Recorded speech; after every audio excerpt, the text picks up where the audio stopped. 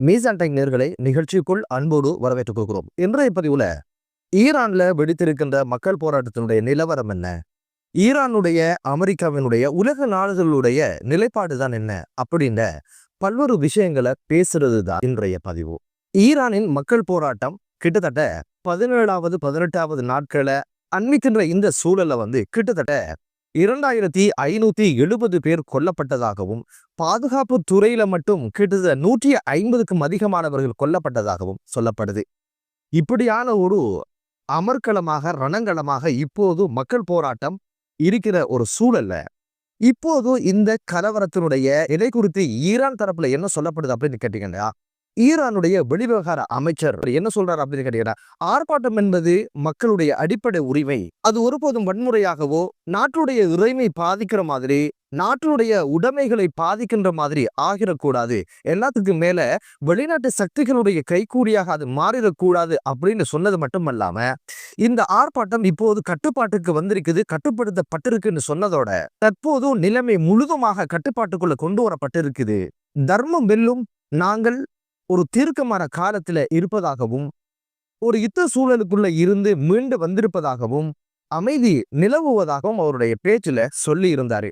மரண தண்டனை நிறைவேற்றுவதற்கான எந்த திட்டங்களும் கிடையாது அப்படின்னு சொல்லிட்டு, ஆர்ப்பாட்டத்தை விட யுத்தத்தை விட ராஜதந்திர முறையில பேச்சுவார்த்தைகளை தீர்வுல காண்றது தான் ஈரான் விரும்புகிறது அப்படின்னு ஒரு செய்தியை சொல்லி இருந்தாரு. மேலும் ஒரு பேச்சுல என்ன சொன்னார் அப்படின்னு கேட்டீங்கன்னா, வெளிநாட்டு பயங்கரவாத சக்திகள் தான் எமது இராணுவத்தில இருந்து 150க்கும் அதிகமானவர்களை படுகொலை செஞ்சாங்க அப்படின்ற ஒரு செய்தியும் அவர் வெளியிட்டிருந்தாரு. இவருடைய கருத்துப்படி ஆர்ப்பாட்டம் அப்படின்றது ஒரு விஷயம் இப்போது தீவிரமாக இல்லை, அது முழு கட்டுப்பாட்டுக்குள்ள கொண்டு வந்தாச்சு, பேச்சுவார்த்தையோட ஒரு தீர்வுக்கு வரலாம் அப்படின்னு ஒரு செய்தி வெளிப்படுறத பார்க்க முடியுது. அமெரிக்க ஜனாதிபதி டொனால்ட் ட்ரம்புடைய நிலைப்பாடு என்ன அப்படின்னு பாத்தீங்கன்னா, 2 வகையான செய்தியை இப்போது அவர் சொல்லியிருக்கிறாரு. ஒன்று ஆர்ப்பாட்டக்காரர்களுக்கு அவர் சொன்ன செய்தி என்ன அப்படின்னு பாத்தீங்கன்னா, ஆர்ப்பாட்டத்தினுடைய வீரியம் போதாது, அரச நிறுவனங்களை ஆக்கிரமிக்கணும், கையகப்படுத்தணும் அப்படின்னு ஒரு விஷயத்தையும், உங்களுக்கான உதவி இப்போது வந்து கொண்டிருக்கு அப்படின்னு ஒரு விஷயத்த சொன்னாரு. அது என்ன உதவி, எவ்வளத்தால வருது, எங்க நிக்குது, எப்போது சேரும் என்ற எந்த ஒரு விஷயங்களும் மேலதிகமாக அவர் கருத்துரைக்கல. ஈரான் அரசுக்கு அவர் சொன்ன செய்தி என்ன அப்படின்னு பாத்தீங்கன்னா, 16 நாட்களாக இவர் சொன்ன ஒரு விஷயம், ஆர்ப்பாட்டக்காரர்கள் மீது நீங்க கை வைத்தால், அவர்களை படுகொலை செய்தால் நேரடியாக ஒரு இராணுவ யுத்தத்திற்கு நாங்க வருவோம் அப்படின்னு மிரட்டினவரு நேற்று ஒரு அந்த பெல்ட்டிய அடிச்சிருக்கிறாரு. அது என்ன அப்படின்னு பாத்தீங்கன்னா, ஆர்ப்பாட்டத்தில் ஈடுபடுபவர்களுக்கு மரண தண்டனையை நீங்க குடிப்பீங்களாக இருந்தா நேரடியாக யுத்தத்துக்கு வருவோம் அப்படின்னு ஒரு படி கீழே இறங்கி இருக்கிறாரு. என்ன மனமாற்றம், எதனால இந்த மாற்றம் என்பது தெரியல. டொனால்ட் ட்ரம்ப் இப்போது உள்ள வாரதாக இருந்தால் மரண தண்டனை அப்படின்னு ஒரு விஷயம் நிறைவேற்றப்படணும், அது இருந்தா வருவேன் அப்படின்னு சொல்றது பின்னணி என்ன அப்படின்னு தெரியல. அண்ணன் வருவாரு நம்பிதான் ஆர்ப்பாட்டத்துல தம்பிமார் இறங்கினாங்க. வடிவேல் சொல்லுவார் இல்லையா, தருவன் வரும்போது தருவன், எப்போது வரும் தரும்போது வரும் அப்படின்னு சொல்ற மாதிரியே இப்போது டொனால்ட் ட்ரம்ப் என்ன சொல்றாருன்னா, வருவன் ஆனா வரமாட்டேன், எப்போது வருவன், அப்படி இருந்தா வருவன், இப்படி இருந்தா வருவன் அப்படின்னு ஒரு சாக்கு போக்க சொல்லுகின்ற இடத்துல டொனால்ட் ட்ரம்ப் அவருடைய நிலைமை இப்போது இருக்கிறத பார்க்க முடியுது. இந்த ரிவர்ஸுக்கான காரணம் என்ன, எதற்காக பின்வாங்குறாரு அப்படின்னு கேட்டீங்கன்னா, அதுல முதல் காரணம் என்ன அப்படின்னு பாத்தீங்கன்னா, டொனால்ட் ட்ரம்ப் ஒரு சர்வதேச பிச்சைக்காரன் அல்லது ஒரு சர்வதேச கஞ்சன் அப்படின்னு சொல்லப்படுது. என்ன அப்படின்னு பாத்தீங்கன்னா, செலவு வார விஷயங்களை ஏற்படுத்துறதுக்கு விருப்பம் கிடையாது, வருவாயை கூட்டிக் கொள்ளணும் அப்படின்னு ஒரு சிந்தனையும், செலவு வார இடங்கள்ல நகர்ந்து போயிடுவாராம் அப்படின்னு ஒரு விஷயமும் சொல்லப்படுது. அதனால இந்த யுத்தம் மூலம் பட்சத்துல மிகப்பெரிய அளவுல ஒரு பொருளாதார சேதமும் பொருளாதார நட்டமும் அமெரிக்காவுக்கு ஏற்படுவதை அவர் ஒரு கணக்கு போட்டு பார்த்ததுனால இந்த யுத்தத்துக்குள்ள போறது சம்பந்தமா இப்ப டொனால்ட் ட்ரம்ப் யோசிக்கிறாரு அப்படின்ற ஒரு விஷயம் சொல்லப்படுது. இதற்காக பெண்டகன் ஒரு அபிப்பிராயத்தை சொல்லியிருக்கிறாங்க. பெண்டகன் என்ன சொல்லுது அப்படின்னு கேட்டீங்கன்னா, நேரடியான ஒரு இராணுவ யுத்தத்துக்கு போகாம சைபர் தாக்குதலை மேற்கொள்ளலாமே, ஈரானுடைய பாதுகாப்பு வலையமைப்பை முடக்கிறது, அதனுடைய வான்பரப்பை தமது கண்ட்ரோலுக்கு கொண்டு வரது, இவருடைய அணுசக்தி அணு ஆயுதங்கள் உற்பத்தி செய்கின்ற அந்த டெக்னாலஜிகளுக்குள்ள ஏதாவது ஒரு சிக்கலை உண்டாக்குறது, அதுல இருக்க சிஸ்டங்களை ஏதாவது முடக்கிறது அப்படின்ற பல்வேறு விஷயங்களை செய்யலாமே அப்படின்ற ஒரு விஷயத்த இப்போது பெண்டகன் ஆலோசனையாக முன் வச்சிருக்குது. இப்போது இது திருப்தியாக இல்லை என்பதனால, அடம்பிடிச்சு கொண்டு டொனால்ட் ட்ரம்ப் இருப்பதனால மீண்டும் ஒரு ஆலோசனை அங்க கொடுக்கப்படுது. எப்படி அப்படின்னு பாத்தீங்கன்னா, மட்டுப்படுத்தப்பட்ட ஒரு தாக்குதலுக்கு போவோம், அது ஈரானை மிரட்டுவதாக இருக்கட்டும், எமக்கு சேதாரம் இல்லாத பாரிய அளவு செலவில்லாத எமது பாதுகாப்பு செலவுக்குள்ளே அதை முடிச்சுக்கிற மாதிரி ஒரு மட்டுப்படுத்தப்பட்ட ஒரு தாக்குதலுக்கு போகலாமே அப்படின்ற யோசனையும் இப்போது டொனால்ட் ட்ரம்புக்கு முன்வைக்கப்படுது.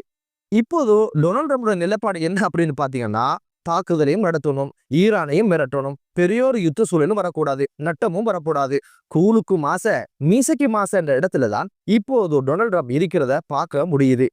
மத்திய கிழக்கு நாடுகளுக்கெல்லாம் வசூல் பண்ணினாரு, பிச்சை போடுங்க பிச்சை போடுங்க அப்படின்னு கொஞ்சம் கொஞ்சமா சேர்த்துட்டு எப்படியாவது சீனாவோட பொருளாதார சண்டைக்கு நிக்கலாம்ன்ற இடத்துல தான் இப்ப தம்பியினுடைய ஒரு தேவைக்காக உள்ள வர வேண்டி வருது. ஒரு யுத்தம் அப்படின்னு வந்துட்டா, ஈரான் முழு வீச்சோட தமது பலத்தை காட்ட ஆரம்பிச்சா, நீண்ட நாள் யுத்தமாகிட்டா பாரிய செலவு வருமே அப்படின்னு ஒரு விஷயம் இப்போதோ டொனால்ட் ட்ரம்புடைய மண்டைய கொடைய ஆரம்பிச்சிருக்கு. அதனால செலவில்லாத ஒரு விஷயத்த முடிச்சுட்டு மாறலாமா அப்படின்னு சொல்லி டொனால்ட் ட்ரம்ப் இப்ப யோசிக்கிற இடத்துல வந்திருக்கிறாரு. ஈரான் என்ன நிலவரத்துல இருக்குது அப்படின்னு ஒரு விஷயத்த நாடி பிடிக்க ஆரம்பிச்சாங்க. இவங்க அப்படித்தான் இருக்கிறாங்களா, மேற்கொண்டு யுத்தத்தை 2 நாளைக்கு கொண்டு போவாங்களா, ஏதும் ஒரு விஷயங்களை செஞ்சு முடிச்சிருவாங்களா, அதுக்கான பலன் இருக்கா இல்லையா, அதுக்கான தயாரில் இருக்காங்களா அப்படின்னு ஒரு விஷயத்த நாடி பிடிக்க ஆரம்பிச்சாங்க. இதுக்கு யார் அனுப்பியிருக்காங்க அப்படின்னு கேட்டீங்கன்னா, மத்திய கிழக்குக்கான தூதுவராக இருக்கின்ற அமெரிக்க பிரஜையொண்ட அனுப்பி கொஞ்சம் பேசுங்களே அப்படின்னு சொல்லி ஈரானோட பேச வச்சாங்க. ஈரானோட பேச்சுவார்த்தை ஆரம்பிச்சிச்சு. இவர் என்ன சொன்னார் அப்படின்னு கேட்டீங்கன்னா, ராணுவ தாக்குதலை தடுக்கணுமாக இருந்தா ஒன்று பண்ணுங்களேன், ஆர்ப்பாட்டக்காரர்களை அவனை பாட்டுல விட்டுருங்க, அவங்க ஆர்ப்பாட்டம் செஞ்சுட்டு போயிடட்டும். இரண்டாவது, உங்களோட அணுசக்தி திட்டங்களை கைவிட்டுருங்க, ஏவுகணை தயாரிக்காதங்க அப்படின்னு ஒரு ஆலோசனை சொன்ன நேரம் பொறுமையாக கேட்டிருந்த ஈரான் தரப்பினர் என்ன பண்ணினாங்கன்னா, அணு ஆயுத செயற்திட்டங்களை கைவிட முடியாது, நாங்களாக உற்பத்தி செய்கின்ற ஏவுகணைகளையும் கைவிட முடியாது, ஆர்ப்பாட்டக்காரர்கள் அவங்களோட பாட்டில் ஆர்ப்பாட்டம் செய்யற பிரச்சனை இல்லை, இந்த அறிக்கை ககுவாவும் அஜ்வா ஈத்தம்பளம் இருக்கு, நல்லா சாப்பிட்டுட்டு போங்களே அப்படின்னு சொல்லி அவரை வழி அனுப்பி விட்டுட்டாங்க. இப்போதுதான் விழுந்தாலும் மீசையில மண்படக்கூடாது என்பதற்காக டொனால்ட் ட்ரம்ப் என்ன பண்ண போறாரு அப்படின்னு கேட்டீங்கன்னா, ஏதோ ஒரு வகையில தம்பிமார் நம்பி களத்துல இறங்கிட்டாங்க, கைவிடக்கூடாது என்பதற்காக ஒரு மட்டுப்படுத்தப்பட்ட ஒரு யுத்தத்துக்கு போகலாம் அப்படிங்கிற ஒரு நிலப்பாட்டில் அவர் இருக்கிறாரு. அதனால என்ன பண்ணினார் அப்படின்னு கேட்டீங்கன்னா, அடுத்த கட்டம் ஒரு மிரட்டலுக்காக மத்திய கிழக்கு நாடுகள்ல இருக்கின்ற அமெரிக்காவுடைய தளங்கள் இருக்கு இல்லையா, அமெரிக்கா இராணுவத்தினுடைய தளங்கள்ல ரெடி பண்ண ஆரம்பிச்சாரு. அதுல ராட்சத போர் விமானங்களான B2 என்று சொல்லப்படுகின்ற வகையை சார்ந்த போர் விமானங்களை அந்தந்த அரபு நாடுகள்ல அவங்க தரிக்கை செய்திருக்கிறாங்கன்ற ஒரு செய்தியும் இப்போது வெளிவர ஆரம்பிச்சிருக்கு. அதுல முதல்ல கட்டார் நாட்டில் இருக்கின்ற அமெரிக்காவுடைய பேஸ் தயார்படுத்தப்பட்டதாகவும், பஹ்ரைனுடைய 5ஆம் கட்டளை படையில இந்த விமானங்கள் தரித்து நிற்பதாகவும், குவைத்தினுடைய அலி அல் சாலிம் என்று சொல்லப்படுகின்ற அமெரிக்காவினுடைய தளம் தயார்படுத்தப்பட்டதாகவும், இந்த இராணுவ தளங்கள்ல மிக முக்கியமான யுத்த விமானங்கள் தயார் நிலையில் இருப்பதான செய்தியும் இப்போது வெளிவர ஆரம்பிச்சிருக்குது. கட்டார்ல இருக்கின்ற அமெரிக்காவினுடைய இராணுவ வீரர்கள் 20,000 பேரை உடனடியாக அமெரிக்கா தனது நாட்டுக்கு அழைத்தெடுத்ததாகவும் செய்தி பதிவாக இருக்கு.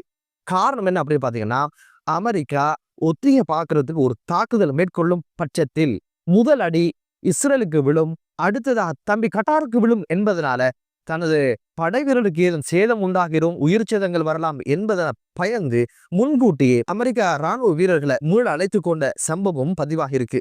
தற்போது ஈரானோட நிலைமை என்ன அப்படின்னு பாத்தீங்கன்னா, அடிச்சா அடிப்போம் அப்படின்ற இடத்துலதான் இப்போது ஈரான் இருக்குது. அதுக்கு மேல பல்வேறு மிரட்டல்களையும் ஈரான் விட்டதாக சொல்லப்படுது. மத்திய கிழக்கு நாடுகள்ல அமெரிக்காவினுடைய 50 இராணுவ தளங்கள் இருக்குது, அதன் மீது தாக்குதல் நடத்துவதாகவும், ஹர்முஸ் ஜலசந்தியை மூடுவதாகவும், பதில் தாக்குதலை நடத்துவதற்கான உத்வேகத்தில் இருப்பதாகவும் இப்போது ஈரான் தரப்புல செய்திகள் சொல்லப்படுது.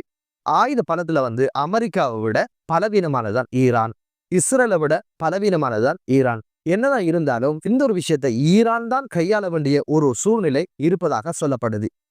ஏனைய சர்வதேச நாடுகளுடைய நிலைப்பாடு என்ன அப்படின்னு பாத்தீங்கன்னா, தற்போது சவுதி அரேபியாவும் ஒமானும் அமெரிக்கா இவ்வாறான ஒரு தாக்குதலை நடத்தும் பட்சத்துல தமது வான்பரப்பையோ நிலப்பரப்பையோ இதற்காக கொடுத்து வழங்காத உதவி செய்யாது அப்படின்னு ஒரு விஷயத்த திட்டவட்டமாக அமெரிக்காவுக்கு செய்தியா சொல்லிட்டாங்க.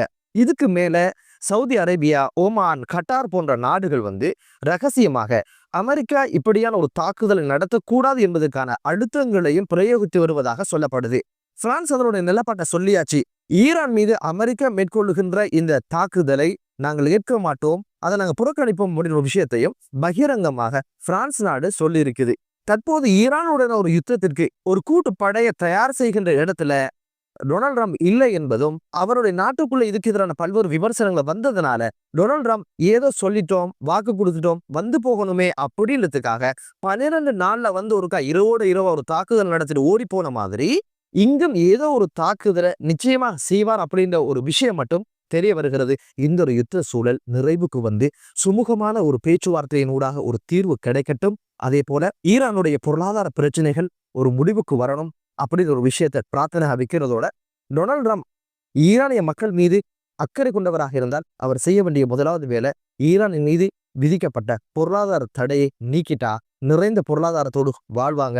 அந்த ஒரு விஷயத்தை செய்யறது உங்களுக்கு மனசு கிடையாது. அந்த மக்கள் மீது இன்னும் உங்களுக்கு பற்றிருப்பதாக நீங்க சொல்லிக் கொள்றீங்க. அந்த ஒரு மனமாற்றமும் டொனால்ட் ட்ரம்புக்கு உருவாகட்ட வேண்டிய பிரார்த்தனையோடு மற்றொரு காணொலியிலே உங்கள் அனைவரையும் சந்திக்கும் வரை விடைபெறுகிறேன். நன்றி.